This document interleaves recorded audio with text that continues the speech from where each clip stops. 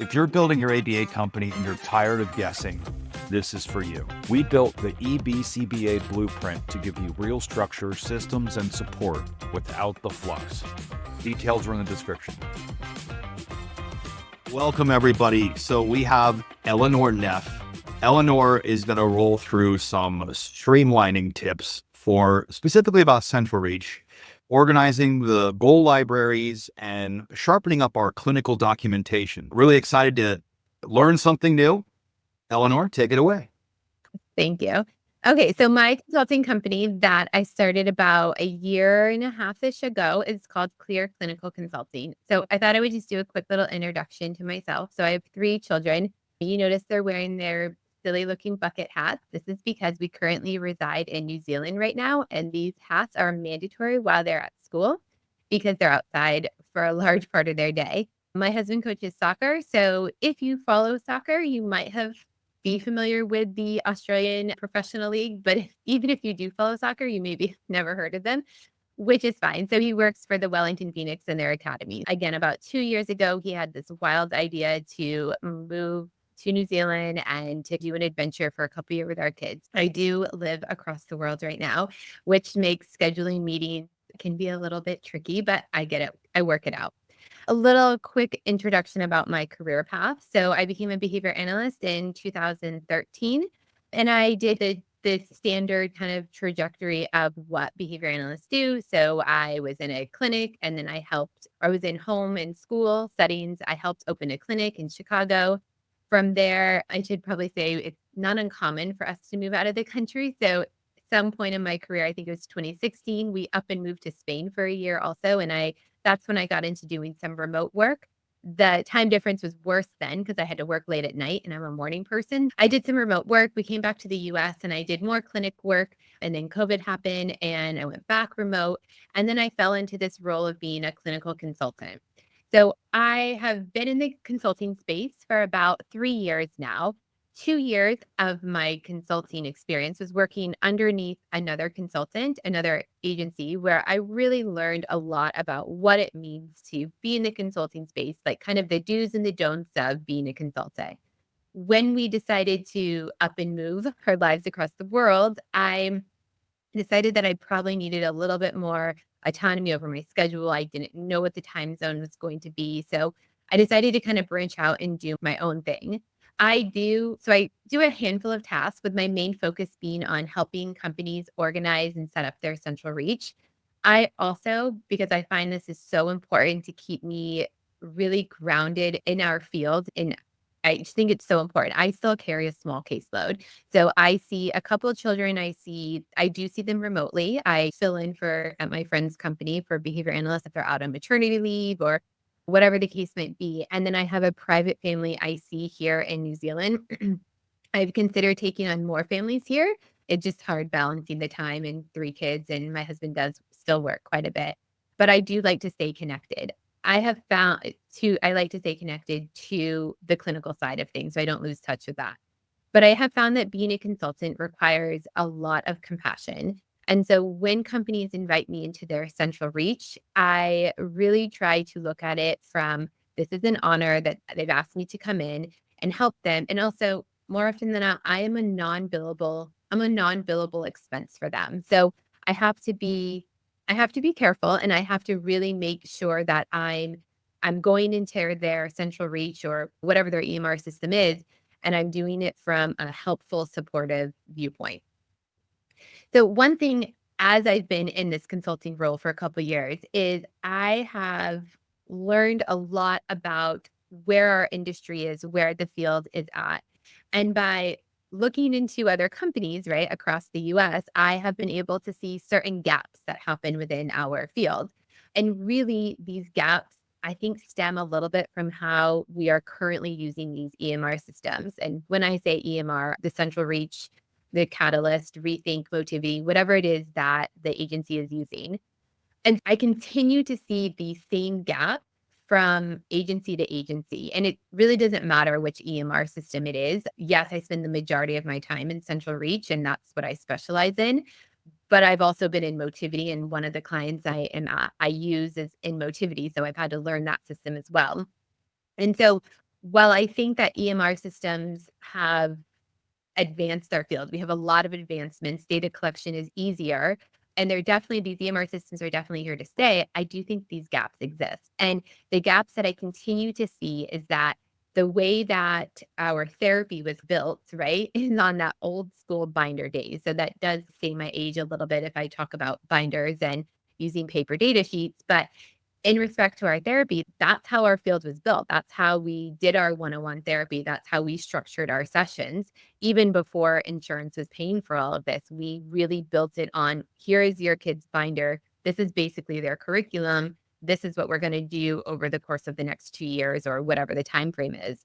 And so more often than not, what's happening now is that RBT interns or BCBAs or those that are in supervision to become BCBAs, they most likely haven't seen those binder days, right? They maybe haven't seen those programs or the paper data.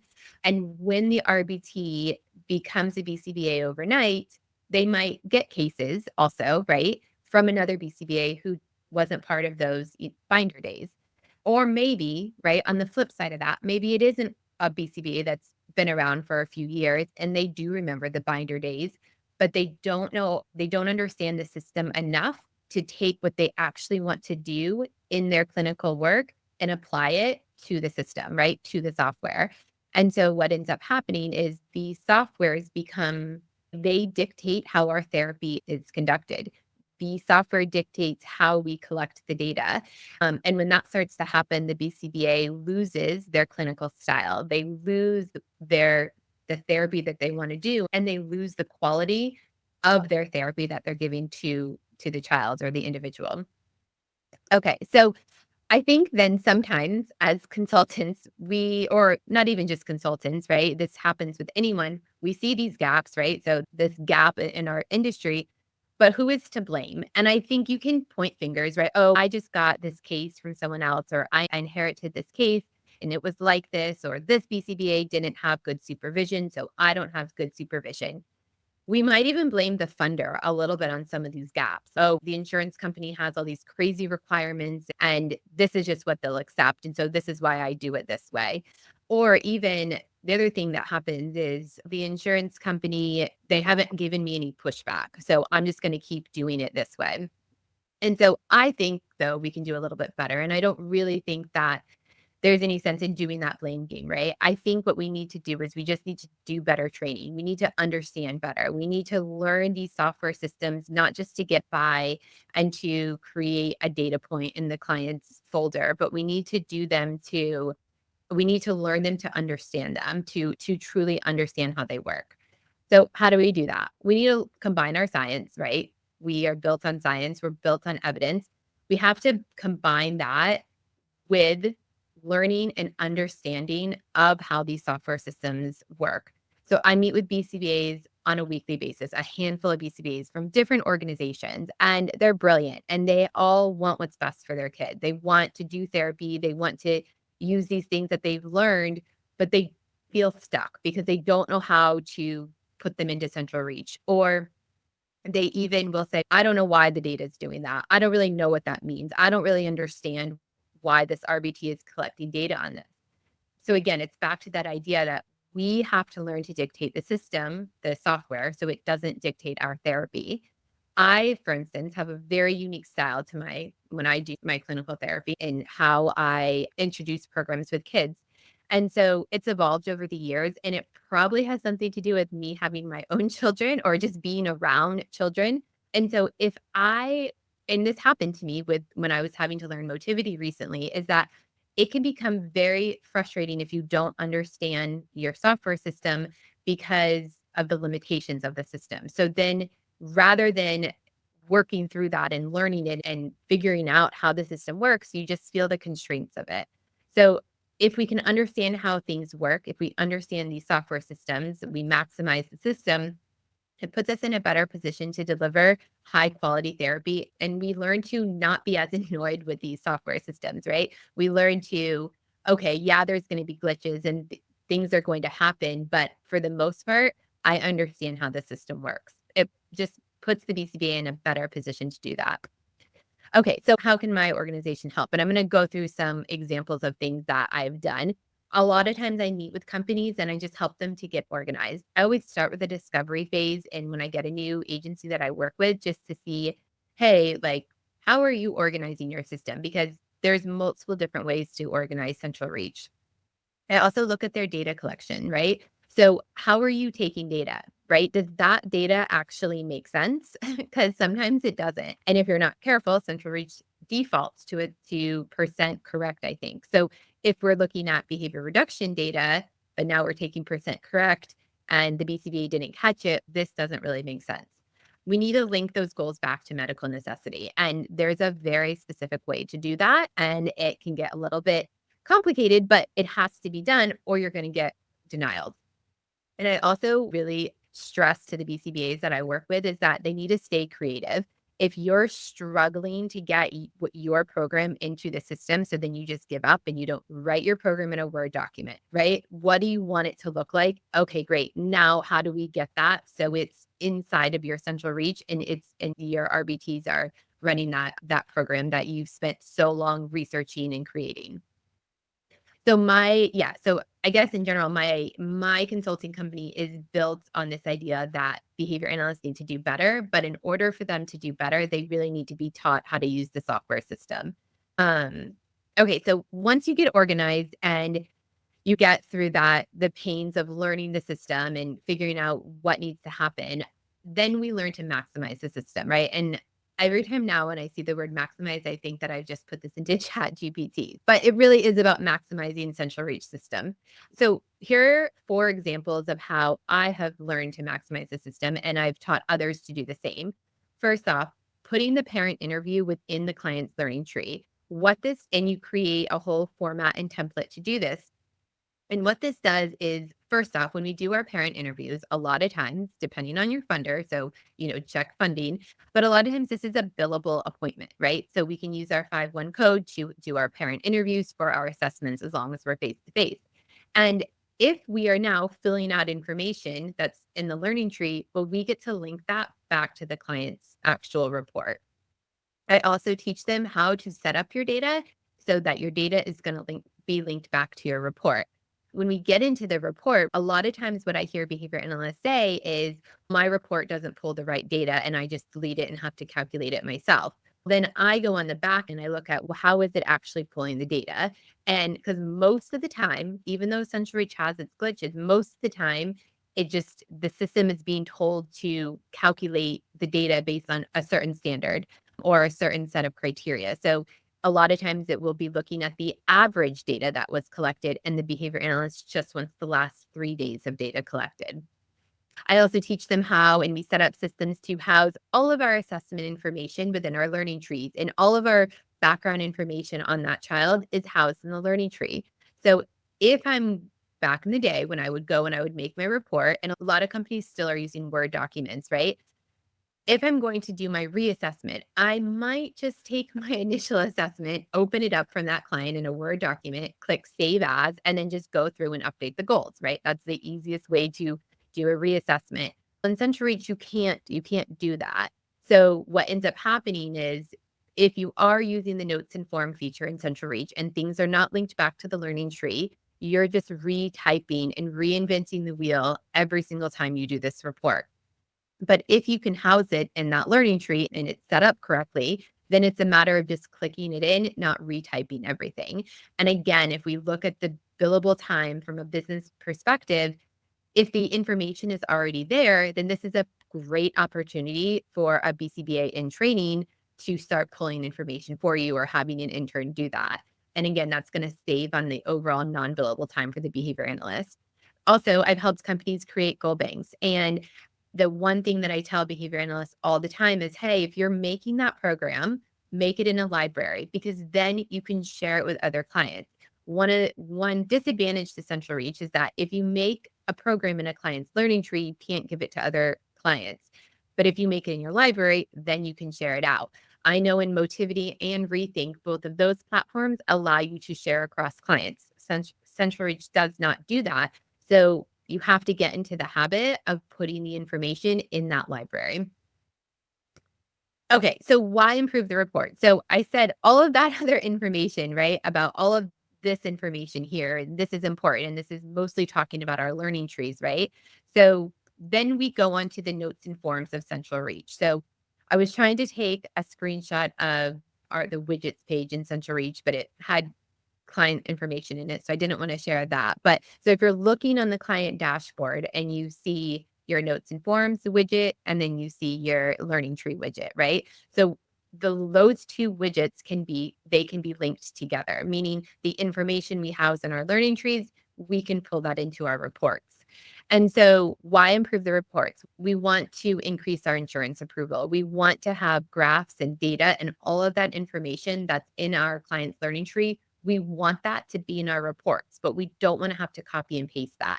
We don't want to have to re-download stuff multiple times and patchwork together a treatment plan. So by doing the reports, we increase insurance approval, we save the BCBA's time. And if you do the reports right, and you can reduce that response effort, right, from the BCBA, and we get professional and clear reports. So I like a pretty report. That's not the only reason to make them look good, but it's a bit of an added benefit. So if we can improve the BCBA's time management, reduce their response effort, we might even improve their job satisfaction. A lot of BCBAs don't really enjoy writing reports. I'm a strange one that does. I like doing reports and session notes, but most BCBAs don't like doing them. And it's probably, and a lot of it has to do with they're complicated to do. Um, okay, so another main reason, and might be for me from a clinician's perspective, this might be my number one reason why you should always link your learning trees to your notes and forms, right? Why should you use the notes and forms rather than using the Word document? This to me is the number one reason, because it's going to your notes and forms, your reports are going to generate goals based off of the information in those learning trees. And so if your reports are directly linked to those learning trees, right, you're looking at your learning trees every time you go into supervision. Every time you go into your session with your client, you're looking at those learning trees. How often do BCBAs look back at their reauthorizations? Probably every 6 months when they go to redo them. And if a BCBA has 10 clients, right, 10, 15 different clients, and each 15 would be a lot, but 8 to 10 clients, and each of those clients has 15 plus programs or 15 plus goals, it is very likely that a BCBA is going to forget which goal that they put in that treatment plan. And it is likely that they're going to get to the end of their reauthorization period and realize, oh my goodness, I forgot to implement 5 goals. Not because the BCBA is doing anything wrong or because they're a bad BCBA, but they have a lot going on and it's too easy for human error on that one. If these things are directly linked, if the learning tree results and these are the goals and the language is the exact same, then you reduce that chance of forgetting to implement a goal. So one thing about Central Reach is historically, it is known for poor formatting within those notes and forms, right? You get tables that kind of look like this with the dotted lines, the things that are off-centered. It just doesn't really make a ton of sense. With simple formatting features and learning how to do those tables, you can improve those tables pretty easily. I also want to point out that everything under the short-term goal here and the target information is automatically pulling, with the exception of the expected mastery date. That one was put in, but everything else is an automatic pull. So when the BCBA goes to generate their report, all they have to do is click the goal, how many targets they want to pull in, and adjust the dates if they want to. They don't have to retype this information that's being pulled here. Okay, so preventing denials and winning appeals. This is a huge win that just recently happened for one of the clients I work with. There was months and months of unpaid claims from the insurance funder. They kept denying and denying. And so the agency was on their final appeal and they brought me in to help sort things out because it was just kept getting messier and messier. And so when I got the feedback from the funder, I read through everything that this funder was requesting. And the things the funder was requesting were not crazy ask. It made sense. And sure, the funder was maybe giving the workaround to not have to pay these claims, But the things they were asking to me made sense. But when you went back and you looked at the central reach and you looked at the data, it was like, oh my goodness, like, how do we do this? This is so complicated and this doesn't make sense. So what we did was just took it piece by piece. We took every single feedback the vendor had and we broke it down. We went to Central Reach. Yeah, we had to do some patchworking, right? We had to piece everything together, but we got it to work. We were able to win back almost $20,000 in denials, but it was because some of it stemmed from how it is just remarkably easy to get Central Reach a little bit disorganized. And if we can start to teach the behavior analysts how to keep it organized, how to actually use the system, you start to prevent the possibility of the denials. Just some more examples of graphs that I've learned to set up. So one other thing that often happens with Central Reach is you get a lot of dead space. So there'll be a graph and that's the only thing on the page. And then there's lots of white dead space around it. One company I worked for wanted 4 graphs on a page. And so where you see data in the 4 tables, all of that is pulled from Central Reach. That's not patchwork. That's not copy and paste. We were able to set up a table so it could pull the 4 graphs and show them in a very clean and clear way. Some companies want to see cumulative graphs, so we can set that up and we can use the tables to maintain their spacing. And again, with the target graphs, again, using the tables to make sure that they don't take over the entire page. Here's an example of the parent interview form that you can turn into a background information or turn that into your parent interview form that then clicks into your report. So as you're doing your parent interview and you're chatting with the parent and you're filling out the information, you can go ahead and put it directly into the learning tree. Of course, you might need to go back and you might need to edit it so it's written more professionally if you do shorthand. But generally speaking, you can go ahead and add this stuff directly into the learning tree. It's going to reduce that response effort when it comes to actually pulling your reports. Okay, so what is the key to making all of this work and making Central Reach understandable? I guess I could say I am the key to that, but I'm just kidding when I say that. Like the key to that is really just understanding. The BCBAs need to take time. They need to really learn the system. They need to have a deep understanding of how the software system works, and then they need to get organized. I think the ultimate key to making Central Reach work is organization. So first you have to understand it, and then you really have to get organized. Again, back to my whole kind of reason how I fell into doing this and why I find this to be really important is that if we don't learn to be organized, if we don't learn how to work these systems, they then are going to dictate how we do our therapy. And again, ABA therapy is built on this idea that programming is individualized, that it is tailored to the exact child's or individual's, adults, teenagers' exact needs. And if we are letting a system decide how that looks, then we're failing a very vulnerable population. It's not just about making it pretty and making it organized. It's really about the quality outcomes that these are having impacting the individuals we work with. Okay, so here is my summary slide. So organization leads to more organized BCBAs. You have better time management because the system improves. So better time management because we're more organized. We're not downloading, copying, and pasting, screenshotting graphs. I will say there are times you have to patchwork stuff, right? The Central Reach is not perfect. There will be times that I need to go into a report and fix something real quick because something happened, right? But if that just becomes the one-off situations that we're having to take that screenshot or drop that picture and the norm becomes, oh, this is an easy pull, then again, that's still better than having to screenshot every time.